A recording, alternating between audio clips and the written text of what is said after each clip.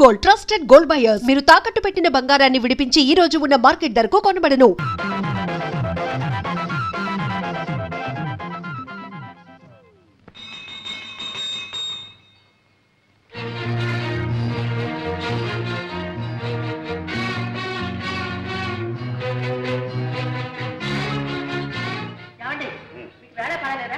మీరు ఎప్పుడు పడితే అప్పుడు గంట కొట్టే చేతిలో ఉన్న పని పరిగెత్తుకురావాలి. రావాల్సింది ఇది ఇల్లీగల్ అత్యవసర సమావేశం emergency. Very good very good. అందరూ వచ్చేసట్టే కదా. ఇది క్రమశిక్షణ ప్రస్తుతం మన దేశానికి చాలా అవసరమైంది. ఓకే, నౌకర్లు శాఖలు కూడా వచ్చినట్టున్నారు. ఇది మా కుటుంబ ఆంతరంగిక సమావేశం. మీరు మాత్రం వెళ్ళిపోండి. కూర్చోండి. ఈ అత్యవసర సమావేశం దేనికి అంటే మనం అత్యవసరంగా ఒక అత్యవసర విషయాన్ని గురించి చర్చించి ఒక నిర్ణయానికి రావడం అత్యవసరం. ఆ అత్యవసర విషయం ఏమిటి అంటే మన అమ్మాయి కుమారి దుర్గాదేవికి అత్యవసరంగా ఒక సంబంధాన్ని చూసి కాయపరిచి ముహూర్తం పెట్టించాం. ఇప్పుడు అమ్మాయి పెళ్లికి అవసరం వచ్చిందండి. ఇప్పుడు మనం తొందరపడకపోతే అమ్మాయే తొందరపడే అత్యవసర పరిస్థితి ఏర్పడితే మామగారు చెప్పిందే నిజమైతే అత్యవసరంగా ఆలోచించాలి మనం. ఏంటా నిజం? నా కూతురు ఏమన్నా మొగుడో అని కలవరిస్తుందా? మొగుడు అని నీ కూతురు అనకపోయినా ఎవడో పెళ్ళామో అంటూ నీ కూతురు కోసం మన ఇంటి చుట్టూగా తిరుగుతున్నాడే. అదేదో లవ్ అఫేర్ లా ఉంది నాగారు. లవ్వే. ఈ లవ్ అఫేర్ ఎంతవరకు వచ్చిందంటే నా కూతురుకు లవ్ లెటర్ నేనే పోయాల్సి వచ్చింది. పూణే మైలే 20 రూపాయలు బడ్జెట్ కూడా తీసుకున్నాను. ఏమిటి మీరు అంటున్నది? అభం శుభం తెలియని దాని మీద అభాండాలు వేయకండి. దానికి లవ్ లెటరా? ఎవరండి రాసింది? ఎవడో నాకు తెలియదు కానీ నేను తోటలో పనిచేస్తుంటే నాకు తోటమాలు అనుకుని నా చేతిలో 10 రూపాయలు పెట్టి తర్వాత ఉత్తరం తీసి ఇది మీ చిన్నమ్మాయి గారికి ఇవ్వన్నాడు. భలే నాన్నగారు, భలే ఫార్సు. మీరు ఉత్తరం తీసుకున్నారా? వాడేవాడురా లంచం పుచ్చుకున్న తర్వాత ఉత్తరం తీసుకోక తప్పుతుందంటే సిగ్గులేదు మీకు? వాడెవడో ఏదో అమ్మాయికి ఉత్తరం ఇస్తే తీసుకోవడమే కాకుండా లంచం కూడా తీసుకున్నారా? అక్కడే ఉన్న పాయింట్. లంచం తీసుకోకపోతే వాడికి నా మీద నమ్మకం కుదరదు. నమ్మకం కుదరకపోతే వాడు ఉత్తరం ఇవ్వడు. ఉత్తరం ఇవ్వకపోతే మరి మనకి విషయం ఎలా తెలుస్తుంది? కరెక్ట్ మామగారు, కరెక్ట్. ఇది చాలా సీరియస్ విషయం. దీన్ని మనం చర్చించాలంటే మీరు ఆ ఉత్తరం సభ్యుల సమీక్షకు టేబుల్ మీద పెట్టాలి. ఇంకా ఉత్తరం నా దగ్గర ఎక్కడ ఉంది? అమ్మాయికి ఎప్పుడు అందజేశానుగా. అయ్యో కర్మ కన్న తండ్రిగా ఉండి టపామోసే పని ఏమిటండి? పోనీ ఆ ఉత్తరంలో ఏం రాశాడో చూశారా? తప్పు. ఇతరుల ఉత్తరాలు చదవడం సంస్కారం కాదు, సభ్యత కాదు. కనుక ఇప్పుడు మనం చేయవలసింది ఏమిటి అంటే ఆ దొంగ వద మళ్ళీ ఇక్కడికి వస్తే కాళ్ళు వెరగొట్టం కాదు, అంతకంటే ఒక మంచి వ్యర్థం అత్యవసరంగా చూసి అమ్మాయిని కట్టబెట్టడం ఉత్తమం, వివేకం. నాన్నగారు, సంబంధం చూడటం పెళ్లి చేయటం అంటే చాలా టైం పడుతుంది. ఈలోగా ఈ ప్రేమ వ్యవహారం కాస్త ముదిరి పంటకొస్తే సంబంధం చూడటం ఏంటో మీరు ఒప్పుకోవాలి. కానీ నా స్నేహితుడు కొడుకు రెడీగా ఉన్నాడు. మీ అందరూ ఓకే అంటే వెంటనే పిలిపిస్తాను. Okay okay okay. సింహం రే ప్రసాద్, నీకు లేడి పిల్లలే అనుకున్నాను. సింహాలు కూడా ఉత్తరాలు రాస్తున్నాయి. సింహమా? మా నాన్నగారి దగ్గర నమ్మిన బట్టలే. ఏమంట? మా నాన్నగారికి ఆరోగ్యం బాగాలేదట. మరి ఆలోచిస్తూ నించుతావరా? వెంట కారు తీసుకుని బయలుదేరు. ట్యాంక్ ఫుల్ చేసుకో. బయలుదేరు.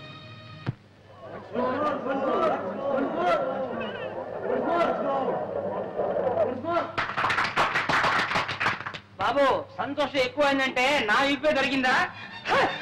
బాబు, ఈ రోజుల్లో ఉత్తరాలు రాస్తే చేరుతాయా? రమ్మని రాశారు, వెంటనే వచ్చేసావా? వచ్చావా బాబు? బాగున్నావా? మీ ఆరోగ్యం ఎట్లా ఉంది నాన్న?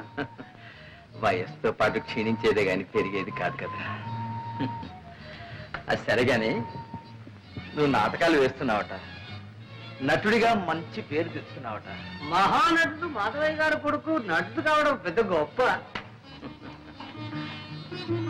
ఒరే ప్రసాద్, నీ నాటకాలని నువ్వే రాసుకుంటున్నావట. అందుకు నేను చాలా గర్విస్తున్నా. నటులదే ఉందిరా, నాటకాలు రాసిన కవులు, వాళ్ళు సృష్టించిన పాత్రలు అవేరా శాశ్వతం. నటులు వస్తారు పోతారు. కాదేం మాట. కవులు ఎంత గొప్ప పాత్రలు సృష్టించినా వాటికి జీవం పోసిన మహానటులు ఎంతమంది లేరు. ఉదాహరణకు బళ్ళారి రాఘవ, స్థానం, మాధవ పెద్ద. అది నిజమే నాయన. ఆ పాత్రలకు అమరత్వం కల్పించి శాశ్వతం చేసి ఆ నటులు కాలగర్భంలో కలిసిపోయారు. దేశం వాళ్ళను మర్చిపోయింది. అందాక ఎందుకురా, నా సంగతి చూడు. నేను నాటకాలు ఆడే రోజుల్లో మాధవయ్య నాటకం అంటే టిక్కెట్టే దొరికేది కాదు. జనం గిటగిటగిటగిట్లాడిపోయేవాడు. మాట మాటకు చప్పట్లు, పద్యం పద్యానికి వంశమోర్లు, అడుగడుగున హర్షాతిరే కాదు. ఎన్ని సన్మానాలు, ఎన్ని బిరుదులు, ఎన్ని బహుమతులు రా.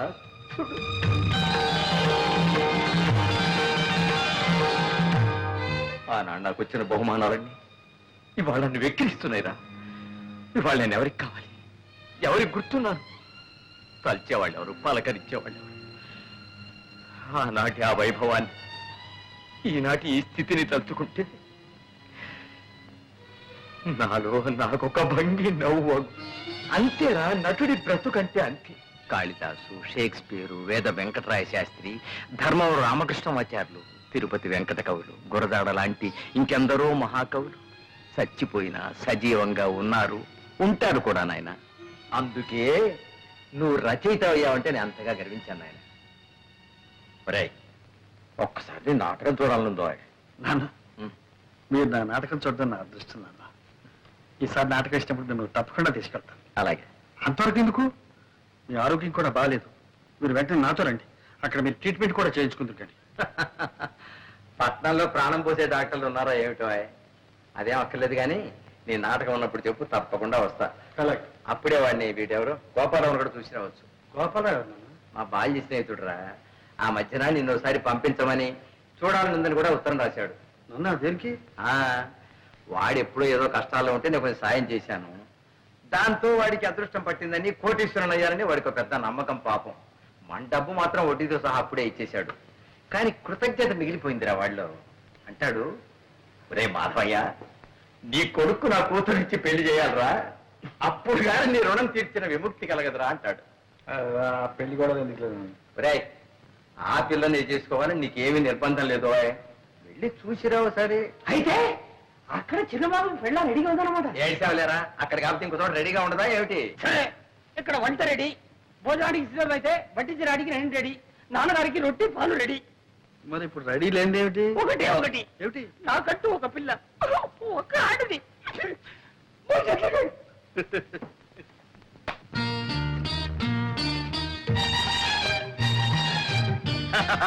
రండి బాబు రండి, తమను చూసి చాలా కాలం అయింది. చిన్నమ్మగారిని పిలవమంటారా? చిన్నమ్మ గారు వద్దు కానీ మీ అయ్యగారు గోపాలరావు గారు ఉన్నారా? ఉన్నారు బాబు. ఇది తీసుకెళ్ళి ఆయనకి ఏడు బాబు, మొన్న ఏమో చిన్నమ్మగారికి ఇవ్వమన్నారు, ఇప్పుడు పెద్దయ్య గారికి ఇవ్వమంటున్నారు, రేపు పెద్దమ్మ గారికి కూడా ఇవ్వమంటారేంటి? చిచి, నీ అధిక ప్రసంగం నువ్వు తీసుకెళ్ళు. బాబు, మరి మన మర్యాద మర్యాద బాగా అలవాటు పడిపోయావు. ఏ చేయమంటారు బాబు? బాబు, మీరు వరండాలో కూకండి, నేను అయ్యగారితో చెప్పేస్తాను.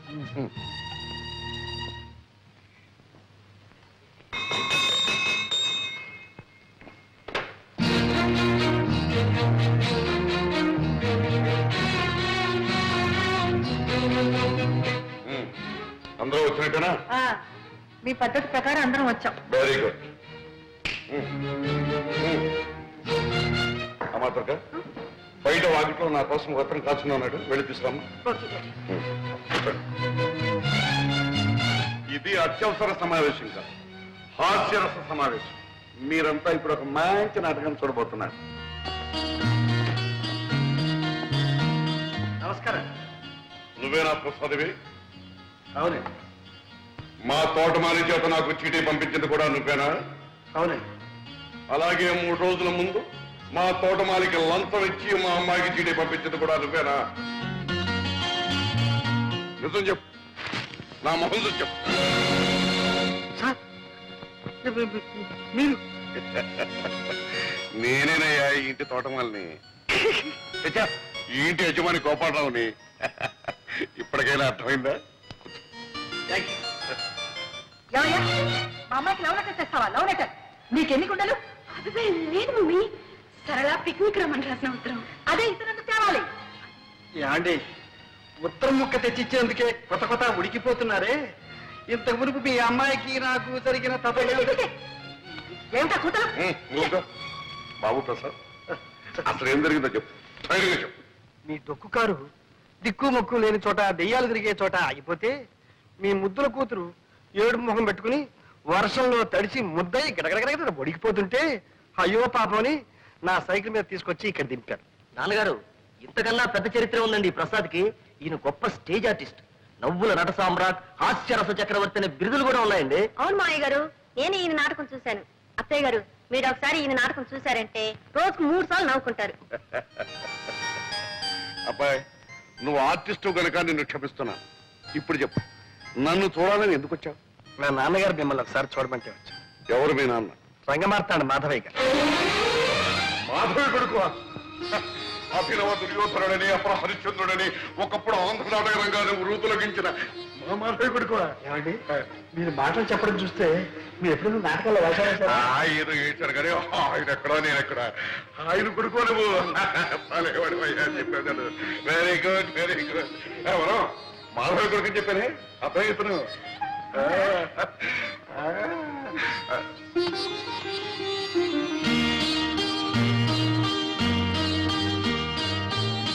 చూడబ్బాయి, ఒకప్పుడు నేనే అన్నాను, ఒరే మాధవ, నా కూతుర్ని నీ కోడలు చేస్తాను రాని.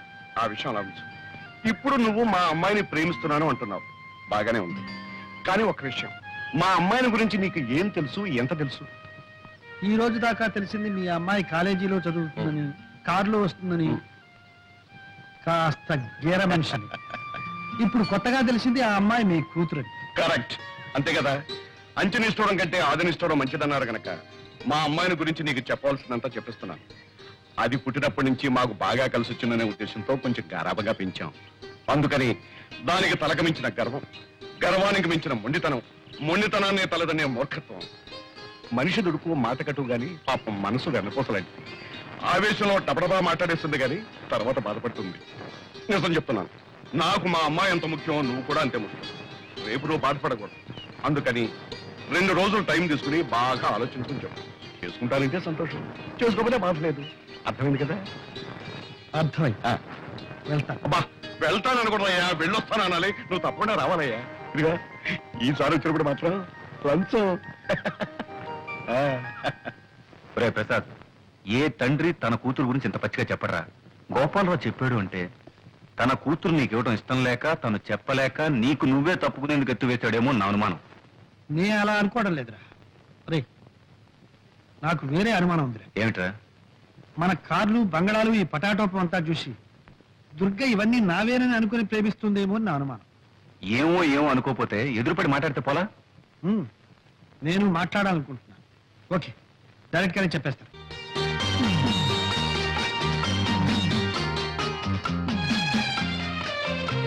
ఏమిటి ప్రసాద్, ఇంకా ఎంతసేపు ఇలాగా? నేను ఇప్పుడు కొన్ని నిజాలు చెప్పబోతున్నాను. అలాగా? అయితే భగవద్గీత తెచ్చావా? దేవుని మీద ప్రమాణం చేసి నేనంతా నిజమే చెప్తాను, అబద్ధం చెప్పను అని ప్రమాణం చేయాలి. తమాషా కాదు దుర్గా, నా మాట విను. ఇంతకంటే ఏదైనా మంచి జోక్ చెప్పు, వింటాను. దుర్గా, నువ్వు అనుకుంటున్నట్టు నేను కోటీశ్వరుని కాదు. 1 ఆ కారు నాది కాదు. 2 నేనుంటున్న బంగళా నాది కాదు. 3 చాలు చాలు చాలు. ఇక నేను చెప్తాను. ఈ షర్ట్ నీది కాదు, ఉమ్, ఈ ప్యాంట్ నీది కాదు, ఉమ్, ఈ బూట్లు నీవి కావు. ఉమ్. అసలు నీ పేరు ప్రసాద్ కాదు, మరి నీ పేరు అప్పల స్వామి. అది కాదు నా పేరు దుర్గ కాదు, నా పేరు అప్పలమ్మ. దుర్గా, నీకంతా నవ్వులాటగా ఉంది కదా. ప్రసాద్, ఇంతవరకు కానివేమిటో చెప్పుకున్నావు, ఇప్పుడు ఆయనవేమిటో నేను చెప్పనా? నువ్వు నన్ను ప్రేమిస్తున్నావు, అవునా? అవును. నేను నిన్ను ప్రేమిస్తున్నాను. ఏమో నువ్వే చెప్పాలి. ఓకే, నేను నిన్ను ప్రేమిస్తున్నాను. మనం ఇద్దరం పెళ్లి చేసుకోబోతున్నాం.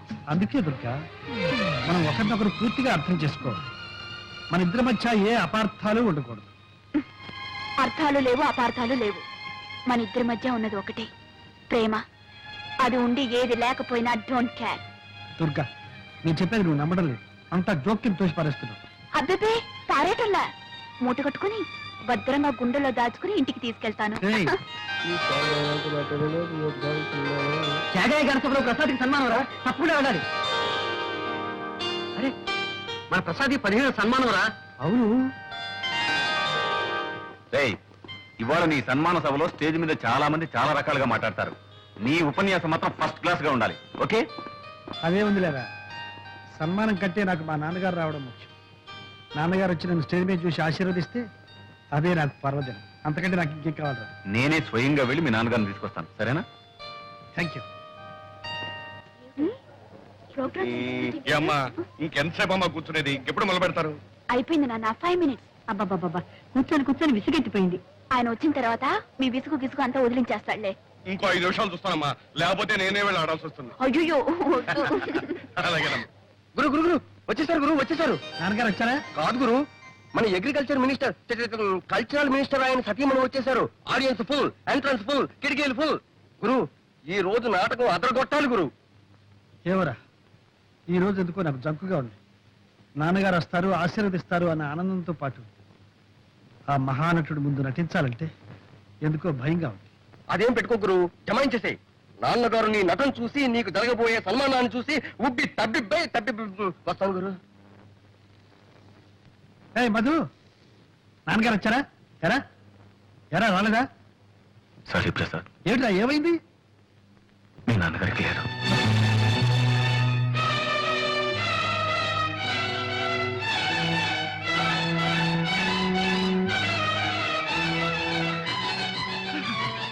ప్రసాద్, ప్రోగ్రామ్ క్యాన్సిల్ చేద్దాం.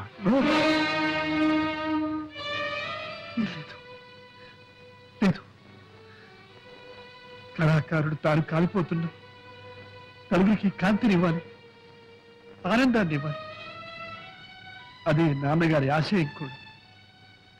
నాన్నగారి ఆత్మ శాంతించాలంటే ఈ ప్రదర్శన జరిగి తీరాలి. ఆయన ఎక్కడున్నా సరే నన్ను ఆశీర్వదిస్తాను, నన్ను ఆశీర్వదిస్తాను.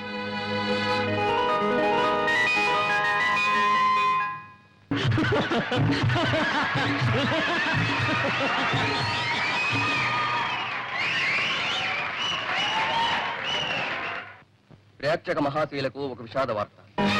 తన నవ్వుల జల్లులతో గిలిగింతలు పెట్టి మనం నిర్రూతలూగించిన ప్రసాద్ గారిని దుఃఖ సాగరంలో ముంచి వాళ్ళ నాన్నగారు స్వర్గస్థులయ్యారు. ఈనాడు నాటకం మొదలు పెట్టక ముందే తెలిసింది వార్త. అయినా దుఃఖాన్నంతా తనలోనే దిగమింగి మనకు వినోదాన్నిచ్చాడా మహానటుడు. ఈ పరిస్థితుల్లో ప్రసాద్ గారికి చేయదలుచుకున్న సన్మానాన్ని, బిరుదు ప్రదానాన్ని వాయిదా వేసి వారికి మన హృదయపూర్వక సంతాపాన్ని తెలియజేసుకుంటున్నాం. వారి నాన్నగారి ఆత్మకు శాంతి కలుగుగాక.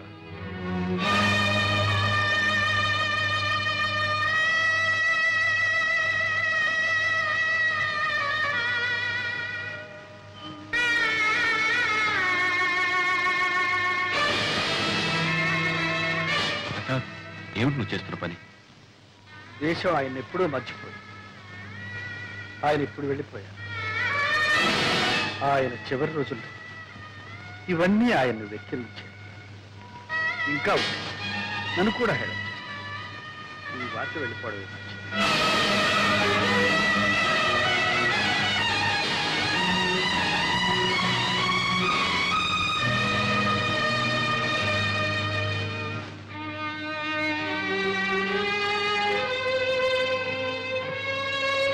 ఏమయ్యా ప్రసాద్, అంతా పూర్తి చేసుకుని వస్తున్నావు. నువ్వు ఒక్కడిని వెళ్తే సరిపోతుంది అనుకున్నావు. సరిపోయింది మీ నాన్నే కాదయ్యా, నా ప్రాణ స్నేహితుడు. సమయానికి ఆ దెబ్బకు గారు స్టార్ట్ కాలేదు కానీ, లేకపోతే వాడు అక్కడ కాలిపోతుంటే నేను ఇక్కడ కూర్చుని ఉంటాను. ఎవరొచ్చి మొత్తం చేసేది ఉంది. అంతా అయిపోయింది. సరే కూర్చో. ఒకసారి దుర్గతో మాట్లాడాలి. అలాగే. అమ్మా దుర్గా, చూడమ్మా, ప్రసాద్ నీతో మాట్లాడాలట. ఒకసారి మీరిద్దరం అలా బయటకు వెళ్ళి అలాగే వెళ్ళము.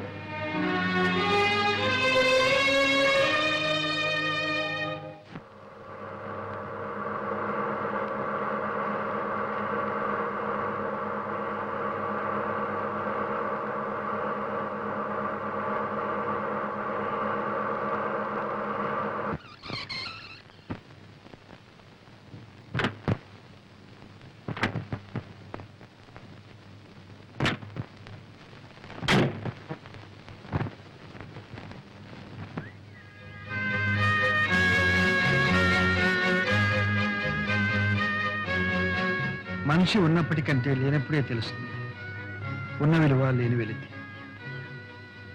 విలువంతా నీ హృదయంలో దాచుకున్నావేమో గాని వెళితే మాత్రం నీ ముఖంలో కొట్టొచ్చినట్టు కనిపిస్తుంది.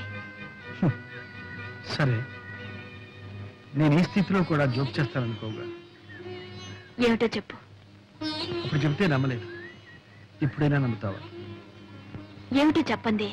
దుర్గా, ఈ ప్రపంచంలో అనాదిగా ఉన్నవి రెండే జాతులు, ఉన్నవాళ్ళు లేనివాళ్ళు. ఈ రెండూ ఎప్పుడు కలవు, కలిసి జీవించరు. ప్రసాద్, నేను నీ కారు బంగ్లా చూసి ప్రేమించాననుకుంటున్నావా?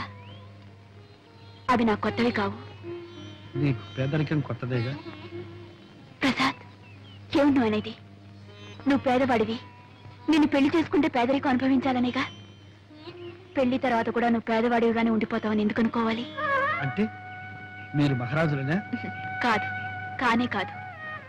పెళ్లి కొందరి జీవితాల్లో అనుకోని మార్పు తెస్తుంది. అలాగే నీ జీవితంలో కూడా.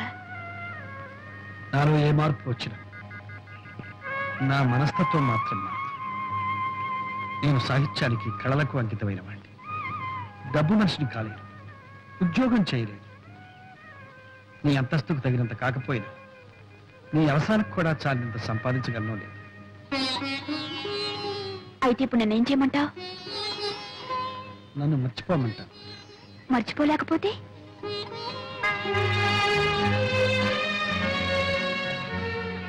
కనీసం బాగా ఆలోచించైనా నిర్ణయం తీసుకోవాలి. అంతేనా? సరే, అలాగైతే బాగా ఆలోచించి నిర్ణయిస్తాను. నీకు తెలుసో తెలీదో, ఊళ్ళో ఉన్న ఆడపిల్లలందరూ ప్రసాద్ అంటే పడి చస్తున్నారే. ఆ సత్యమైనా చేసుకోమనండి. కింద భూమి పైన ఆకాశం తప్ప ఏమీ లేని ఆ దరిద్రుణ్ణి. ఇదిగో ఆ మాట నవ్వుతాం. మనం ఒకప్పుడు అష్టదరిద్రులం అయిపోయి నడివీసక పడ్డాం. ఆ సమయంలో వాళ్ళ నాన్న ఆదుకుని సహాయం చేపట్టే మళ్ళీ మనం ఈనాడు స్థితిలో ఉన్నామే.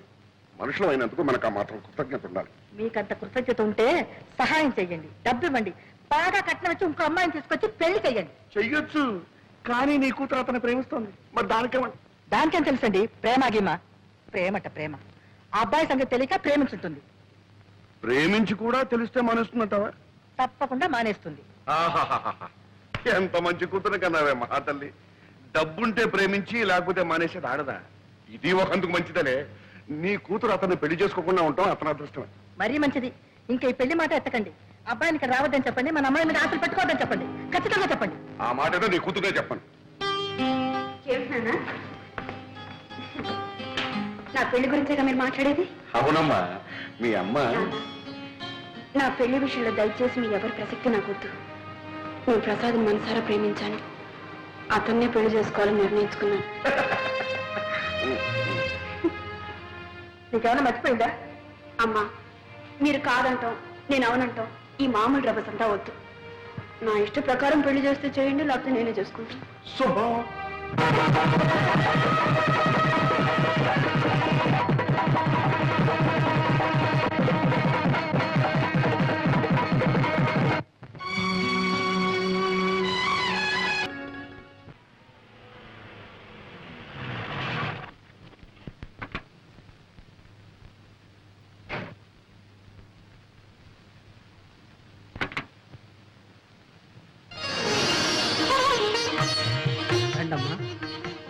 ఏంటమ్మా అలా చేస్తున్నారు? ఇంట్లో నేను తప్ప ఇంకెవరు లేరు కాబట్టి నేనే ముత్తైదుగా వచ్చి ఆరతిస్తున్నాను. రండమ్మా, రండి రండి. నువ్వు వెళ్ళి మధుకి థ్యాంక్స్ చెప్పు. కలిసి కాబట్టి కారా కుడి కాలు పెట్టి లోపల రండి. రండి రండి. ఎక్కడ చూసినా మా పెద్ద పాప మంచి రక్తం చూసి ఎన్ని రోజులు అయిందో. 3 రోజులు నీ బాధ, తర్వాత మీరే అలవాటు పడిపోతారు.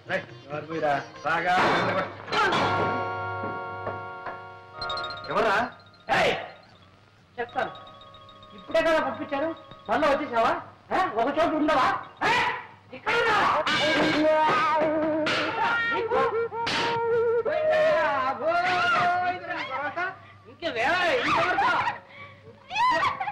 ఏం కంగారు పడకండి, చంపేశారు కదా, ఏం చేయదు.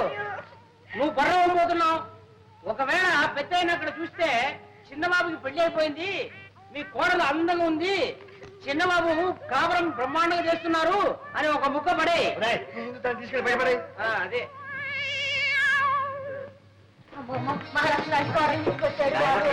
మీ నాన్నగారు పోయారు. ఈ ఇంట్లో దిక్కుని పెట్టే దిక్కుండదేమో అని భయపడ్డాం. నువ్వులా పెళ్లి చేసుకుని పెళ్ళవతో ఇక్కడికి వస్తావని ఈ ఇంట్లో కాపురం పెడతావని కలలో కూడా అనుకోలేదు ఆయన. చాలా సంతోషం. అమ్మా అది పేరేమిటో? దుర్గా. బాగుందమ్మా, చాలా బాగుంది. చూడమ్మా, కొత్త కాపురం, కొత్త ఊరు అనేం భయపడకమ్మా. అవునమ్మా, మేమందరం ఉన్నాం. అంతా కావలసిన వాళ్ళమే. బంగారు బొమ్మలా ఉంది. ఆ మొఖం చూడవే, లక్ష్మీకళ ఉట్టి పడుతుంది. అబ్బాయి కాసులు ఎంత బాగున్నాయో. ఏమేమి చెప్పు చూడండి. చూడమ్మా, నీకు ఎప్పుడు ఏం కావాలన్నా పొద్దు కాకపోయినా ఒక్క కేక వేసామని కాదు తల్లి, అందరం వచ్చి పడతామమ్మా. అయిపోయింది. ఎన్ని సామాన్ సర్దుకోవాలి, ఇల్లు సర్దుకోవాలి. ఎందుకలా అరుస్తావు? చౌకోసం మేకలాగా రండి వెళ్దాం. సామాన్ సర్దుకుంటాడు, సర్దుకొని నిన్ను చూడటానికి వచ్చావు. అంటే అమ్మాయిని తీసుకొచ్చాడు, చూడడానికి వచ్చాము. రండగా పడదాం. చూడమ్మా, మర్చిపోకే, నీకు ఎప్పుడు ఏం కావాలన్నా ఒక కేక తల్లి, నేను వచ్చి పడతానమ్మా. రండగా రండి వెళ్దాం. అదిగో నిన్ను చూడడానికి రాలేదులే, మోహం చూడు ఎట్టా ఉందో. ఒకసారి అర్థం చూసుకో, తెలుసు నేను చూడడానికి వచ్చాను. రండగా రండి నన్ను చూడడానికి మీరు ఎవరైనా రాక్కర్లేదు. చూడాలంటే నేనే వచ్చి మేము ఒక చూస్తాను. అత్తయ్య మొహం చూసుకోవచ్చు ఒకసారి.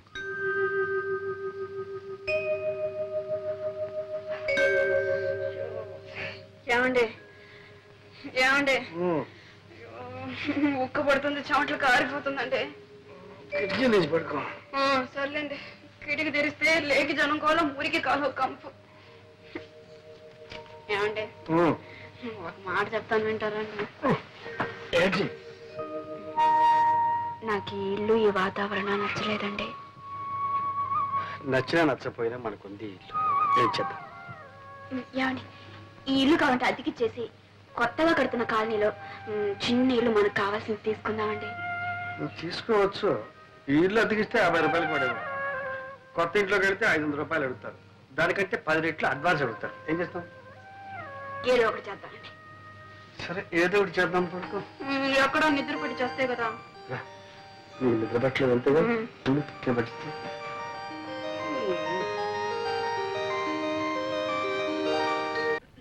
వరం వరం, వస్తున్నా. ఇదిగా అమ్మాయి ఉత్తరం రాసింది. ఏం రాసింది? కొత్త ఊరు, కొత్త కాపురం. ఎలాగుందో ఏమో. నువ్వు అడిగిన ప్రశ్నలన్నిటికీ ఒకే ఒక లైన్ సమాధానం రాసింది. 10,000 అర్జెంట్ కావాలట, వెంటనే పంపని రాసింది. పాపం, ఏ అవసరమో ఏమో, వెంటనే పంపండి. నేను పంపను. ఎందుకు పంపరు? ఇలా పంపడం మనం ప్రారంభిస్తే అదే అలవాటైపోయి మన ఆస్తి అంతా అరిగిపోతుందా, కరిగిపోతుందా? ఆస్తి అంతా అరిగిపోదు, కరిగిపోదు. దాని అహంభావం పెరిగిపోతుంది. పుట్టింటి దగ్గర నుంచి డబ్బు తెప్పించుకుని ఏ ఆడదే భర్త అంతే గౌరవం ఇవ్వదు. పైగా అల్లుడు రాశాడంటే అదొక పద్ధతి. అంటే పంపరు. సరే, పంపరు అని తెలుగులోనే చెప్పాను, అర్థం చేసుకో.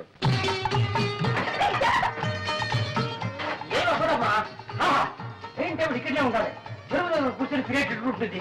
అక్కడ చిన్నబాబు వచ్చి రాయడానికి టేబుల్, కుర్చీ, సోఫా అన్ని రెడీ. ముఖ్యమైన ఐటమ్ బెడ్రూమ్ బ్రహ్మాండంగా ఏర్పాటు చేస్తాం.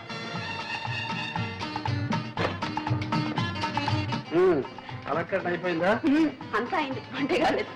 చూడండి, ఇదే హాల్. ఎవరైనా పెద్దవాళ్ళు వస్తే ఇక్కడ కూర్చుంటారు. ఎలా ఉంది? బాగుంది కదా? మీ ఆఫీస్ రూమ్ చూద్దరు రండి. చూడండి, ఇది మీ టేబుల్, ఇది మీ కుర్చీ. ఎవరైనా వస్తే కూర్చోవడానికి 2 కుర్చీలు. చూసారా?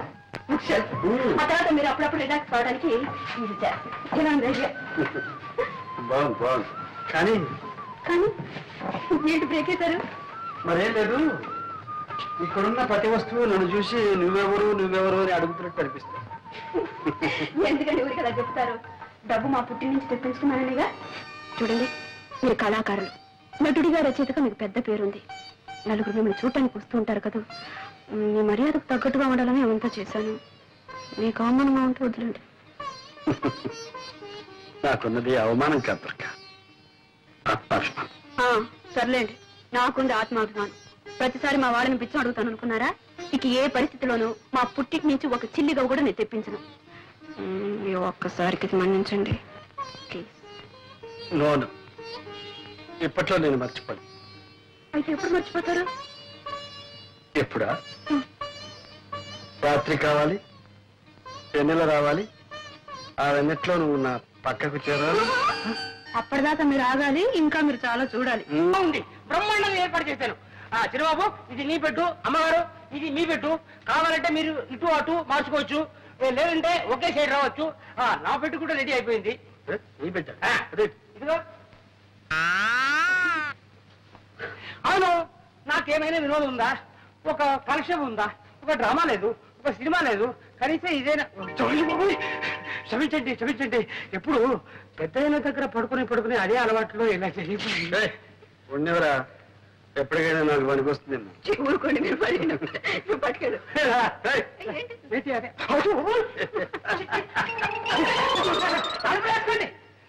చక్రపాణి నా పెన్నే.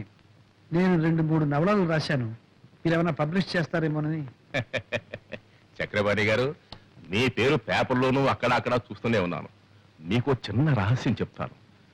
డైరెక్ట్ గా మీ నవల్స్ పబ్లిష్ చేస్తే మాకు ఇబ్బంది, మీకు ఆదాయం తక్కువ. అదే ఏ వారపత్రికలోనూ సీరియల్ గా వచ్చి పాపులర్ అయితే మీకు మంచి మొత్తం ఇవ్వచ్చు, మాకు 4 రాళ్ళు గిడతాయి.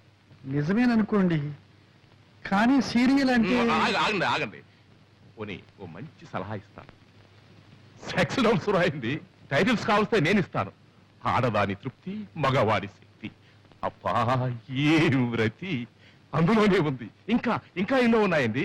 చిచ్చి, ఆ చెత్త రాయడం నా వల్ల కాదు. భలేవారండి మీరు. ఈ రోజులో